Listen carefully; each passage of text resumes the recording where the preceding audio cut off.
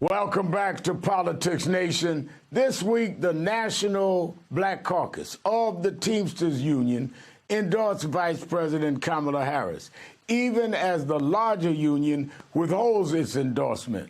Teamsters President Sean O'Brien, who spoke at the Republican convention, said the union plans to either endorse after both parties' conventions have ended. Now, joining me is the chair of the National Black Caucus of the Teamsters Union, James Curbeam.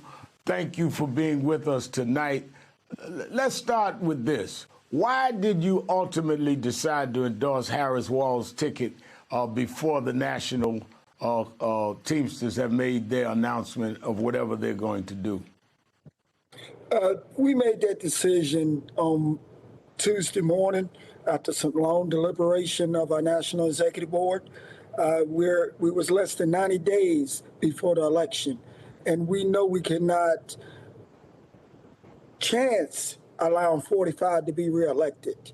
Not after Harris and Biden championed the savior of our pension funds. Not after they actually took a stand with working people throughout this country. President Biden walking striking lines, Vice President Harris being out on with the strikers, the writers when they was on strike, championing organizers within this country. Vice President Harris has proven that she stands with us. And all our members that was affected by the possible pension cuts, we got to take our hat off to Vice President Harris for helping us and being there for us when nobody else was. Now, Teamster President Sean O'Brien angered some Teamsters and others in the labor movement by speaking at the Republican convention last month. He has argued he wants to bring the union message to people of all political parties.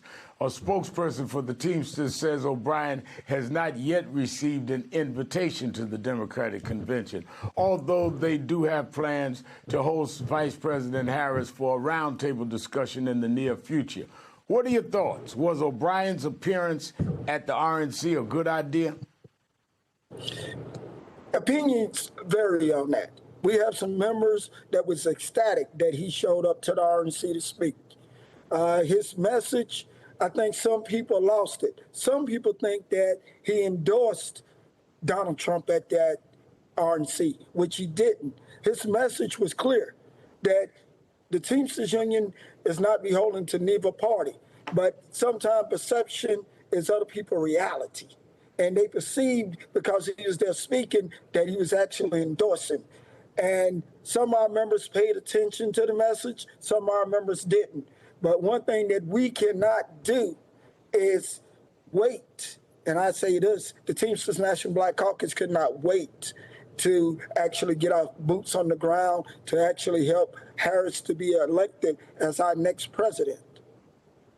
Now, labor leaders have lined up in support of Vice President Harris, and yet many rank-and-file union members, especially in manufacturing industries, have drifted toward Donald Trump and the Republican Party. How do Democrats need, and what do Democrats need to do to win them back? I think we got to get out. The Democrats got to be actually honest with the working people and have a clear message, direct message about the working people in America. And there's a lot of people that are not wavering to the Democratic Party, to the Republican Party.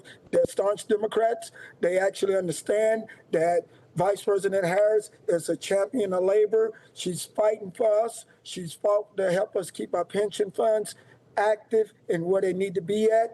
And I think we just got to amplify that message in these swing states.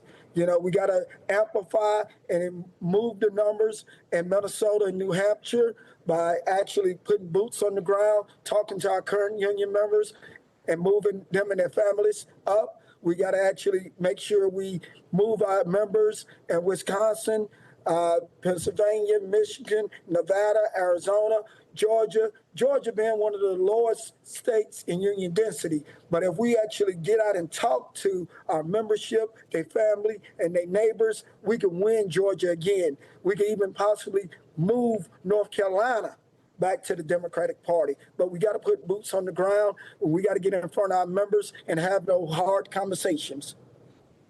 Now, lastly, according to government numbers, there were a record 14.4 million union members in the United States last year, with non-white workers driving the increase. Black union membership increased by over 120,000, the highest in 2 decades.